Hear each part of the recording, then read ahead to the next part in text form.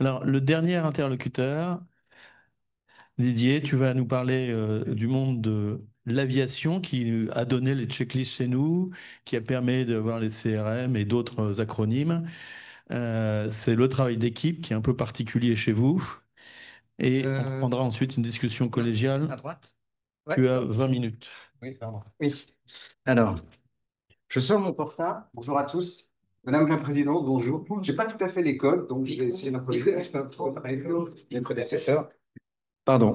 Oui, alors Didier Lamy, je mets mon portable tout simplement parce que pour gérer mon temps, donc, où ça? Ah, très bien. Ok, d'accord. Donc, oui, mais j'ai un 15 minutes. Ok, d'accord. J'ai moins. On m'a dit 20 minutes. Ah bon, d'accord. Ok.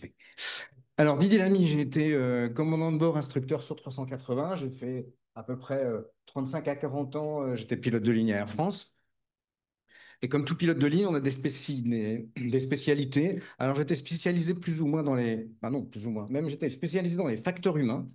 Et puis, j'ai été instructeur très longtemps. J'ai fini sur 380 en étant instructeur référent. Donc, en fait, j'accompagnais les instructeurs et je les évaluais d'une façon pédagogique. J'évaluais effectivement les compétences techniques, mais les compétences aussi non techniques.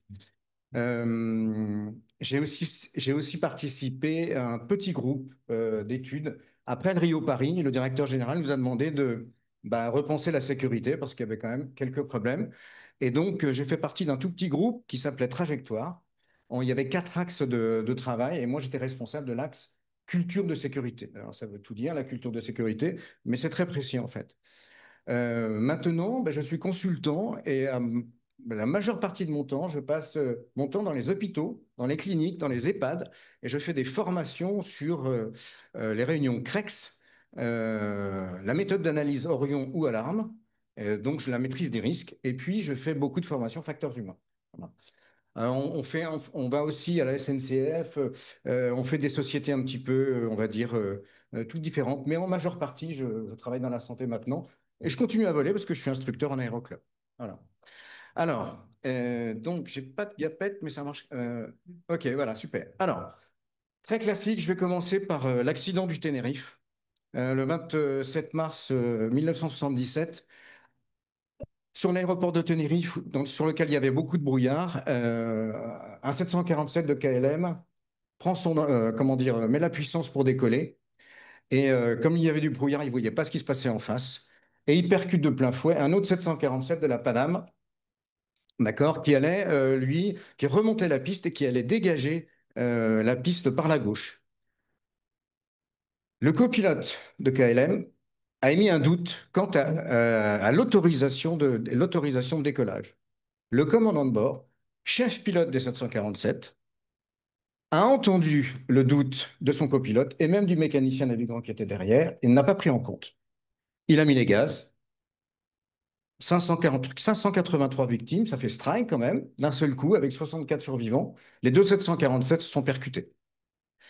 Alors, il y a eu une enquête et cette enquête a identifié plusieurs biais cognitifs qui ont contribué à cet accident. Les 4 biais cognitifs principaux, je vous les ai affichés sur l'écran, vous pouvez les lire. Euh, à partir de ce moment-là, à partir de cet accident, donc à partir des années 80, on s'est dit, ça, c'est terminé, on ne veut plus ça. D'accord? On ne veut plus ça, et donc c'est à ce moment-là qu'on a commencé à se dire, il faudrait qu'on travaille les facteurs humains.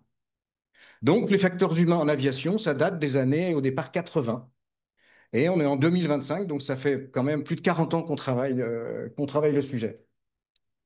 Alors on voulait plus voir des attitudes, on voulait plus voir des situations possibles, des attitudes comme par exemple trop d'ego. Trop d'ego. Alors je sais que ça, c'est chez les pilotes, parce que je sais que chez vous, chez les chirurgiens, il n'y a pas de problème d'ego. Donc, trop d'ego, ça génère beaucoup de biais cognitifs. Des conflits, une situation conflictuelle, ça génère des biais cognitifs. Ça, dans un avion, ça tue. Alors, c'est no way, on n'en voulait plus. Donc, du coup, on s'est dit, OK, on va vraiment bosser les facteurs humains. Alors, ce qui s'est passé, c'est que des années 80 jusqu'aux années 2000, on travaillait les normes d'un côté, c'est-à-dire tout ce qui est procédure, checklist et compagnie. Donc, on travaillait le savoir et le savoir-faire d'un côté. et les facteurs humains, dont les biais cognitifs, de l'autre côté. Je me souviens très bien, alors ça c'était le savoir-être. Je me souviens très bien que, en sortant d'une séance de simulateur, mon instructeur me dit, bon, bah Didier, je vais vous débriefer technique et puis après, je vous débrieferai facteur humain. Là, on faisait une erreur. On faisait une erreur parce que tout est ensemble. Et donc, on a compris à partir des années 2000 qu'il fallait combiner le savoir-faire, le savoir et le savoir-faire avec le savoir-être. Et donc, il faut tout mettre ça en même temps. Alors ça n'a pas été simple, ça n'a pas été simple, pardon. Et donc, on a créé à ce moment-là les compétences pilotes. Et donc, toute formation des pilotes de ligne a été basée sur la competence-based training, c'est-à-dire la formation basée sur les compétences. Alors, je ne vais pas vous faire un cours sur les compétences parce que ça serait assez long. En revanche, je vous les cite. Les compétences pilotes, elles sont au nombre de 9. Il y a la compétence connaissance, la compétence procédure, la compétence pilotage manuel, la compétence utilisation des automatismes, la compétence décision, communication, gestion de la charge de travail, leadership et conscience de la situation. Et là, on s'aperçoit qu'en fait, si on détaille un petit peu toutes ces compétences, et bien là, vous avez les trois savoirs. Le savoir-faire, le savoir-être et le savoir. Et c'est grâce à ça qu'on a pu combiner justement nos systèmes de formation. Alors, je ne sais pas si vous vous souvenez pendant vos études, moi j'ai joué un petit peu au flipper, pas beaucoup, mais vous savez, cette balle qui se baladait partout, tac, tac, tac. Eh bien en fait, les compétences, c'est un petit peu ça. On ne va pas travailler précisément, alors on peut en apprentissage, mais en évaluation normale, on va évoluer dans toutes ces compétences. Elles ont tous une interaction. On fait pas, il n'y a pas simplement de la communication. Non, oui, mais s'il y a une mauvaise communication, peut-être que la gestion de la charge de travail ne sera pas bonne. Donc tout est lié en fait. On s'est aperçu à ce moment-là que, à un moment donné, il y avait un problème de connaissance. On demandait beaucoup trop à nos pilotes. C'est-à-dire qu'on leur fournissait des bouquins énormes, des manuels, en veux-tu, en voilà. Et du coup, finalement, on s'apercevait qu'il y avait beaucoup trop de documentation et qu'il y avait beaucoup trop de procédures. Et trop de procédures tue les procédures. Et du coup, une surcharge de documentation crée des biais cognitifs qui sont affichés au tableau, d'accord? Et en même temps, il y avait une répercussion du coup sur la capacité à décider, parce que finalement, comme les pilotes voulaient à chaque fois une nouvelle procédure et qu'on appliquait une procédure, mais ils décidaient plus, ils les appliquaient. Sauf que leur compétence au niveau décisionnel diminuait. Pourquoi? Parce que justement, ils ne pensaient plus par eux-mêmes, ils appliquaient systématiquement. Et comment on s'en est aperçu? Parce que justement, au niveau conscience de la situation, la compétence qu'on observait également, conscience de la situation, elle diminuait. Elle était moins précise. Du coup, on s'est dit, il faut permettre à nos pilotes d'agir dans l'inconnu et il faut améliorer ça. Donc, comment on va faire? Eh bien, tout simplement, on a pris les manuels. Bon, là, je résume vite fait. On a pris les manuels et du jour au lendemain, alors nous, on a bossé pendant quelques mois là-dessus, mais du jour au lendemain, on a proposé à nos pilotes de diminuer les manuels. On a enlevé des procédures. On a enlevé plein de choses et du coup, ça a permis à nos pilotes, finalement, d'avoir moins de possibilités, ok, mais d'en avoir finalement beaucoup plus. Pourquoi? Parce qu'on leur a créé un espace de liberté. Et c'est dans cet espace de liberté, en revanche, avec un cadre, un espace, mais un cadre. Donc il ne fallait pas qu'ils sortent du cadre, c'est-à-dire qu'ils respectaient les points clés de chaque item. En revanche, un équipage, par exemple, ne fonctionnait peut-être pas obligatoirement de la même façon, ou la prise de décision n'était peut-être pas tout à fait la même, mais au bout du compte, on avait le même résultat. Donc, on a permis cet espace de liberté dans nos manuels. Du coup, le travail en équipe était beaucoup plus performant parce qu'ils communiquaient mieux entre eux. Et puis, la conscience de la situation, du coup, était plus juste. Un jour, je me souviens, parce que moi j'ai fait l'évaluation de tout ça, je demandais au pilote, bah tiens, ou alors j'observais un vol normal, et là, à un moment donné, il y avait un contexte un peu particulier, et puis le copilote se retourne vers moi, il me dit, mais Didier, avant c'était marqué, mais maintenant c'est plus marqué. Le commandant de bord se retourne vers moi, oui, alors qu'est-ce qu'on fait maintenant que c'est plus marqué? Ben, je lui dis, démerdez. Et comme ils avaient de l'expérience et comme ils communiquaient bien entre eux, ils ont trouvé des solutions. Et peut-être que si j'avais fait le même vol avec un autre équipage, ils auraient peut-être pas pris tout à fait la même voie, mais ils seraient pratiquement arrivés au même résultat. Alors, quand on regarde les procédures, par exemple, là, c'est un développé de procédures, on s'aperçoit que À 90%, on est d'accord, il faut respecter la procédure. Pourquoi? Parce que le contexte, il est classique, etc. Oui, mais quand le contexte change, bah, vous voyez que sur le même développé dans la compétence procédure, on demande à nos pilotes de savoir s'écarter des procédures, d'accord, en concertation avec l'équipage. Ça veut dire que là, on va faire une déviation, on va sortir de la règle pour des raisons de sécurité. Pourquoi? Parce que le contexte est un peu différent de la procédure prévue. Ça, par contre, on va l'évaluer. Donc, vous voyez, dans le même développé sur une compétence, on demande aux gens d'adhérer, mais on demande aussi de pouvoir en sortir. Alors, du coup, moi, je trouve que cette phrase est une des phrases les plus importantes. Il est beaucoup plus facile de repérer un biais cognitif à l'œuvre chez quelqu'un d'autre. Ça va un petit peu avec ce que tu as dit. C'est-à-dire qu'en fait, en gros, j'ai plus de facilité à repérer un biais cognitif chez toi que tu ne l'as pour toi, ton biais cognitif à toi. Du coup, ben, il faut travailler en équipe. Du coup, il faut absolument apprendre à travailler en équipe. Et c'est pour ça que dans nos compétences, on a intégré pratiquement, bah, dans chaque compétence, là, je n'ai pas mis tout le développé de compétences, j'ai simplement marqué directement et indirectement tout ce qui concerne l'équipe. En gros, alors, tous les biais cognitifs peuvent entraîner des erreurs, oui. Maintenant, toutes les erreurs ne viennent pas de biais cognitifs obligatoirement. Donc, ce qu'on s'est dit, c'est qu'on va élargir le spectre. Au lieu de travailler les biais cognitifs principalement, évidemment qu'on allait les travailler, on va élargir le spectre, on va travailler sur les erreurs en général. Alors évidemment, dans les erreurs en général, nous aurons les biais cognitifs. Donc à ce moment-là, là, j'aurais pu vous le détailler, mais j'ai pas le temps. Euh, les anglo-saxons nous ont aidés et ont créé le TEM, Threat and Error Management. C'est une méthode structurée pour justement appréhender nos erreurs. Alors, pas que nos erreurs. En gros, on part d'un équipage, en haut à gauche, on part d'un équipage pilote qui va rencontrer une menace. Pourquoi menace? Parce que la menace expose au risque. Et que la définition de la sécurité des vols, c'est connaître les risques et les rendre acceptables. Donc, tout se tient. Donc, on va étudier les menaces. L'équipage est devant une menace. Qu'est-ce qu'il va faire? Ou il va l'anticiper parce qu'il connaît. Par exemple, je vais sur un terrain, il y a une grosse montagne. Je le sais, je peux anticiper mon attitude de sécurité. En revanche, si je n'ai pas prévu qu'il y ait un orage, ben là, je vais le reconnaître. Donc, ou j'anticipe la menace, ou je la reconnais. Et donc, il faut que je trouve une parade à cette menace. Et comment je vais trouver cette parade? En utilisant en bas à gauche les plaques d'Horizon que vous connaissez bien, adaptées à l'aviation civile. Donc ces plaques d'Horizon sont adaptées à l'aviation civile. Il y a aussi, j'ai adapté ces plaques d'Horizon dans l'aviation légère, et je pense que bientôt, il y aura des plaques d'Horizon dans la médecine. Alors, donc, là, imaginons que je ne reconnaisse pas la menace. Je fais donc une erreur. OK, pas de problème. Je fais donc une erreur, donc il faut que je la détecte. Et il faut que je la détecte et il faut que je la corrige. Pas de problème. Si je la corrige, j'en sors. C'est très bien. Maintenant, je peux ne pas voir, ne pas détecter et donc ne pas corriger. Ah bah du coup, là, j'arrive dans un état indésirable de l'avion. Ça veut dire que là, c'est le dernier moment avant l'accident. Si je reconnais cet état indésirable, j'en sors. Très bien. Et si j'en sors pas, c'est l'accident. Alors, ça, c'est observé dans toutes les séances de simulateur. Dans tous les vols normaux, on utilise le TEM. Par exemple, un briefing avant départ à Roissy, c'est le contexte aujourd'hui. Les menaces sont météo, etc., piste mouillée, tata. D'accord? Donc, on fait toujours, on brasse le contexte et on dit la parade à la menace si on trouve des menaces.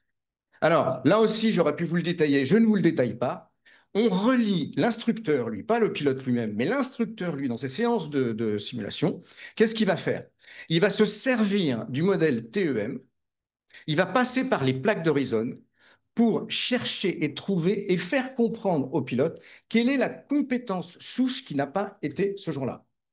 Et c'est pas le pilote qui va nous dire, c'est pas moi l'instructeur, je ne suis pas en mode solution. Je vais faire un questionnement socratique et ce questionnement socratique va permettre au pilote de comprendre par exemple, compétence n'a pas fonctionné. Et là, je vais pouvoir repérer mes biais cognitifs.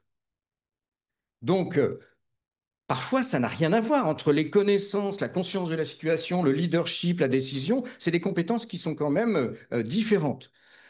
Le médicament, c'est-à-dire ben, le sparadrap qu'on va mettre, c'est le sparadrap sur la compétence racine qui a provoqué l'erreur ou l'événement. Donc, au simulateur, on travaille tout ça en vol.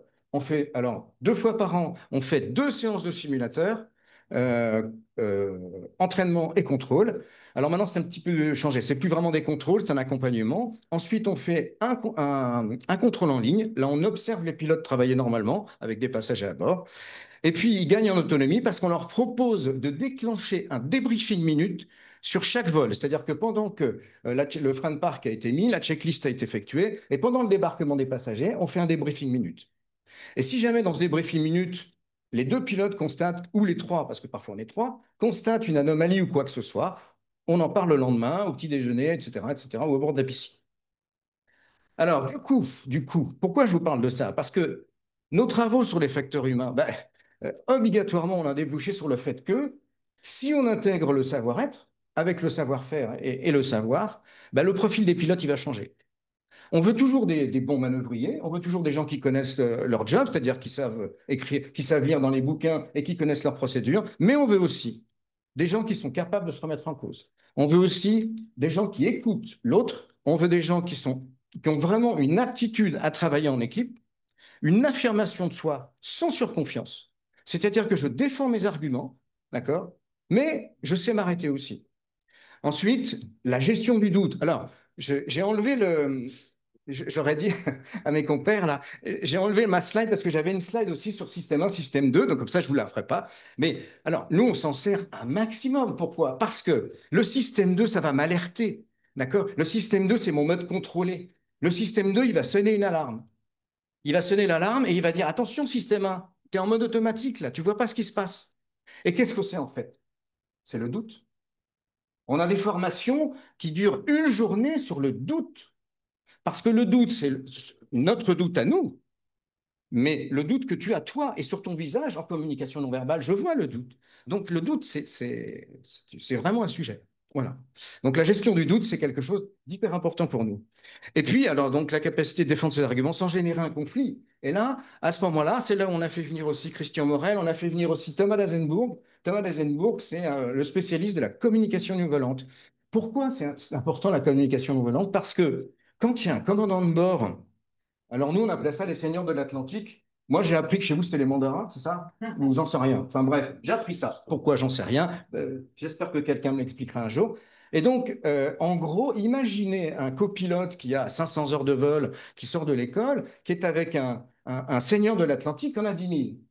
C'est très, très dur pour un copilote de dire ce qu'il pense. La communication non volante vous permet, c'est-à-dire la communication volante vous permet de tout dire sans générer un conflit. Pourquoi? Parce que je l'ai dit au début, le conflit, ça tue, on n'en veut plus. Alors, aujourd'hui à la France, on a encore quelques cas, ne vous inquiétez pas. Il y a encore, la sélection n'a pas si bien fonctionné ça. On a encore quelques cas, mais ça n'a rien à voir avec il y a 40 ans. Alors, quand je dis travailler en équipe, je ne parle pas simplement du cockpit. Je parle aussi des PNC, le personnel navigant commercial qui est derrière, parce qu'à un moment donné, on verra ça tout à l'heure, il y a bien un moment donné où il faut quand même communiquer avec eux. Et finalement, il faut communiquer tout le temps. Au-delà avec un interphone, mais on doit communiquer absolument avec eux. Alors, dans la formation du pilote, évidemment, vous avez vos examens théoriques. On a aussi notre examen théorique qui s'appelle l'ATPL, Air Transport Pilot License. Dans cet examen, maintenant, nous avons un gros genre comme un DU, diplôme universitaire, sur justement ces facteurs-là, le facteur humain et la relation entre le savoir, le savoir-faire et le savoir-être. On a aussi, alors, finalement, l'examen le plus difficile presque à Air France pour y rentrer, c'est parce que vous avez des tests psychomoteurs. Donc là, on va mesurer votre savoir, votre savoir-faire. Ça, évidemment, si vous n'arrivez pas à poser l'avion, ça ne marchera pas. En revanche, le dernier examen, finalement, c'est pratiquement le plus dur. On met 5 candidats ensemble sur une table à peu près arrondie comme ça en ovale. En face, il y a un pilote évaluateur et un psychologue. Et là, on leur donne une énigme à résoudre ensemble. Une énigme très compliqué, je peux vous dire. Et là, on va voir comment ils travaillent ensemble. On va voir les égaux. On va voir ceux qui écoutent, etc., etc. Et vous avez beau vous entraîner, je peux vous dire que à un moment donné, vous oubliez. Le naturel reprend le galop, ensuite revient au galop, et en même temps, comme il y a 2 énigmes et qu'il y a plusieurs choses, ça dure plus de 2 heures. Je peux vous dire qu'au bout d'un moment, vous redevenez vous-même, et là, on voit tout. Et puis ensuite, pendant toute la formation, c'est-à-dire la qualification machine et tout ce qui est contrôle, on va vérifier effectivement tout ce dont je viens de vous dire avant. Alors, pour finir, on a vu la formation des pilotes, on a vu le profil des pilotes, mais on peut pas apprendre on peut pas apprendre que de soi-même. Effectivement, aujourd'hui, dans le savoir-être, la dernière tendance, c'est vraiment la connaissance de soi. Donc, l'instructeur au simulateur va aller à fond dans la connaissance de soi. Et plus on se connaît, et plus on appréhende les biais cognitifs, comme ce qui a été dit tout à l'heure. Mais en même temps, mon expérience, elle est limitée. Moi, ce qui m'intéresse, et vous le savez, parce que vous lisez des rubriques de vos collègues qui ont fait des opérations, etc. Et donc, vous êtes friand de ça. Ça s'appelle du retour d'expérience. Sauf que si on prend le retour d'expérience en étant réactif, c'est-à-dire qu'on attend l'accident, on ne va pas attendre 500 morts à chaque fois. On est bien d'accord. Là, on est réactif si on fait ça. Alors après, je peux vous parler des EIGS, d'accord, et des EPR, des presque accidents. Il n'y a pratiquement aucun presque accident aujourd'hui qui est analysé dans les hôpitaux. Ça, il faut le dire. On attend l'événement indésirable grave pour analyser. Alors ça, je ne comprends pas. Pourquoi? Parce que l'analyse qui va être faite sur le presque accident, les causes du presque accident sont exactement les mêmes que les causes de l'EIGS. Donc l'analyse est beaucoup plus facile et en plus, il n'y a pas de mort. Donc c'est plus simple. Alors, donc ça veut dire quoi? Ça veut dire que vous allez voir, quand vous allez avoir un accident, bah, ce seront des biais. Alors, il va y avoir des accidents, dont entre autres des biais qui peuvent être éventuellement visibles. D'accord? Et ça, vous allez faire un retour d'expérience. Oui, mais moi, ce qui m'intéresse, et ce qui nous intéresse, si on veut vraiment aller vers l'ultra-sécurité, comme disait René Amalberti, eh ben, un de vos collègues, comment on rend ces biais visibles en dessous, là? Comment on rend tous ces événements visibles? Parce que c'est ça qu'il faut dire, c'est tous ces biais invisibles que nous rencontrons. Alors, un jour, on va travailler ensemble dans un bloc opératoire, il va se passer quelque chose. Finalement, on s'est débrouillé, non-événement. Si, on s'est débrouillé, il y a un non-événement, mais si je fais un REX, peut-être que mes collègues apprendront des choses. Donc, du coup, ce que je veux, c'est vraiment des retours d'expérience de ce qui est invisible. En haut, on est réactif, en bas, on est préactif. Tout simplement, ça s'appelle le travail sur les précurseurs. Sauf que c'est facile de dire aux soignants, non, non, mais donnez-nous vos règles, etc. Les soignants, eux, ben, ils ont peur parfois. Je ne parle pas que des chirurgiens, je ne parle pas que des médecins, je parle aussi des infirmières, ils ont peur de se faire engueuler, ils ont peur de se faire juger. Donc ça veut dire que non seulement il vous faudra une organisation structurée produisant des règles, première chose, ensuite la lecture des règles, etc., on va dire l'analyse de ces règles, etc., OK, va améliorer nos compétences, c'est sûr. Mais moi, je vous le dis aussi, c'est qu'il faut un changement radical de style de management. Et quand on dit un changement radical de management, ce n'est pas simplement le directeur de l'hôpital qui va être dans l'empathie. Non, c'est vous tous, parce que n'importe quel soignant, quel que soit son niveau, même l'aide-soignante, par exemple, a toujours un petit jeune avec lui. Et en gros, c'est simple. Ben alors vous, médecin, par exemple, ou chirurgien, je viens vers vous. Vous travaillez avec un... Je dis n'importe quoi parce que je ne sais pas et je ne connais pas bien votre travail, mais j'imagine.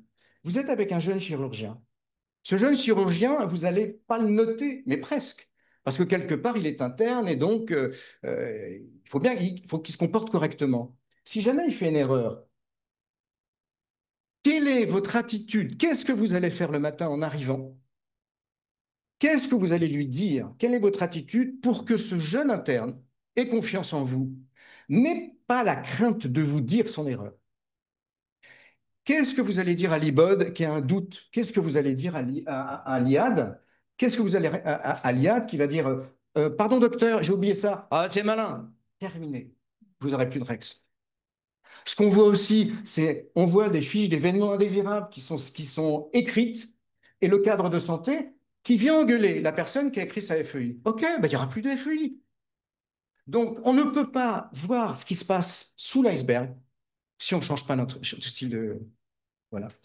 Alors pour, du coup, ben, mes trois points clés, intégration des facteurs humains dans les compétences pilotes et intégration, franchement, des facteurs humains. Et là, vous parlerez de biais cognitifs, ça c'est sûr, d'accord? On a changé le profil pilote. Alors, on l'a fait évoluer, d'accord? Et puis, on a fait évoluer le style de management. Voilà. Et avec ça, le ciel va se dégager. Je vous remercie de votre attention. Voilà. Merci, merci beaucoup. Ouais, super, super.